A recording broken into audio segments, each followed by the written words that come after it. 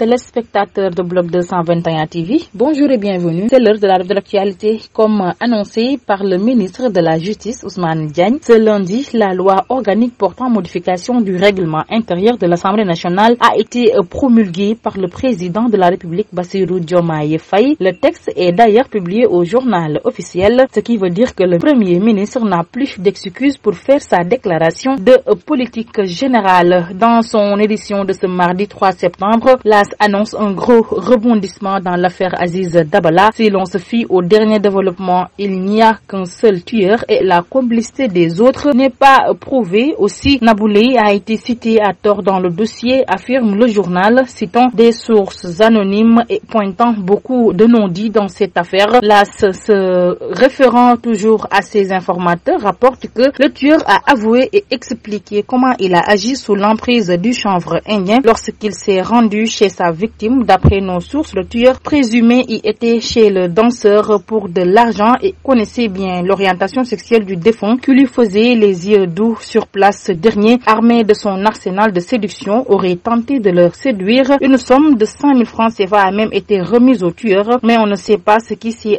passé pour que ça se termine par un coup de poignard au niveau du cou, puis une bagarre mortelle. La souligne en outre que le présumé meurtrier s'en est tiré avec des blessures contractées lors de la bagarre. À travers une vidéo devenue virale sur les réseaux sociaux, un homme accuse le ministre du Travail d'avoir reçu 45 tonnes de ciment en guise de cadeau après sa visite au ciment du Sahel. L'homme en question a même donné tous les détails. Une publication que le mis en cause dément. Le ministre Yankhoba Diémé vient de déposer une plainte contre l'auteur de la vidéo. Dans une affaire aussi grave que celle-là, c'est de faire dire toute la vérité et la meilleure des vérités. Ici, dans le cadre de notre système, dans le cadre de l'état de droit, c'est la vérité judiciaire. C'est la raison pour laquelle je tenais simplement et sereinement à dire aux Sénégalais que ces affabulations sont attentatoires à la réputation d'une autorité qui siège dans la plus haute instance. Une plainte sera faite pour la manifestation de la vérité judiciaire dans cette affaire parce qu'à un moment donné, quand vous êtes une autorité publique et que des accusations aussi graves sont apportées, votre devoir c'est de sortir pour démentir ou faire votre mea culpa, a-t-il expliqué. L'actualité hors de nos frontières, au moins 81 personnes ont été tuées et d'autres sont portées disparues après une attaque dans le nord-est du Nigeria, ont affirmé mardi à l'AFP des autorités locales en accusant le groupe djihadiste Boko Haram. Selon la police de l'état de Yobe, environ 150 membres présumés appartenant à Boko Haram ont attaqué à moto dimanche vers 16h le village de Mafa, munis d'armes à feu et de grenades. Les djihadistes ont plusieurs fois accusé les habitants de Mafa de complicité avec l'armée dans ces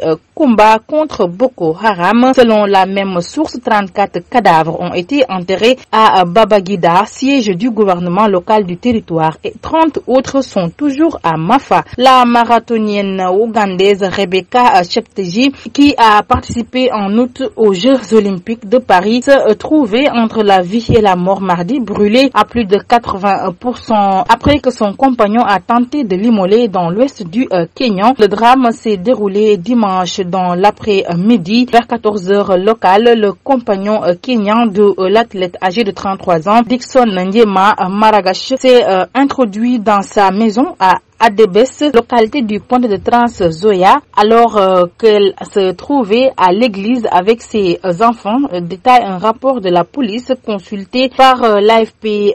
Pour le moment, aucune information n'est donnée sur l'état des enfants. Le motif de l'attaque n'était pas connu. L'Union européenne a déploré ce mardi 3 septembre que la Mongolie n'ait pas arrêté le président russe Vladimir Poutine lors de sa visite officielle à Ulaanbaatar. Conformément à ses obligations internationales, l'Union européenne regrette que la Mongolie, en tant qu'État membre de la Cour pénale internationale, n'ait pas respecté ses obligations en exécutant le mandat d'arrêt lancé par la Cour à l'encontre du président russe, a précisé un porte-parole de l'Union européenne dans un communiqué. C'était tout, mesdames et messieurs. Nous vous donnons rendez-vous très prochainement. D'ici là, restez avec nos programmes. Bloc 221 TV.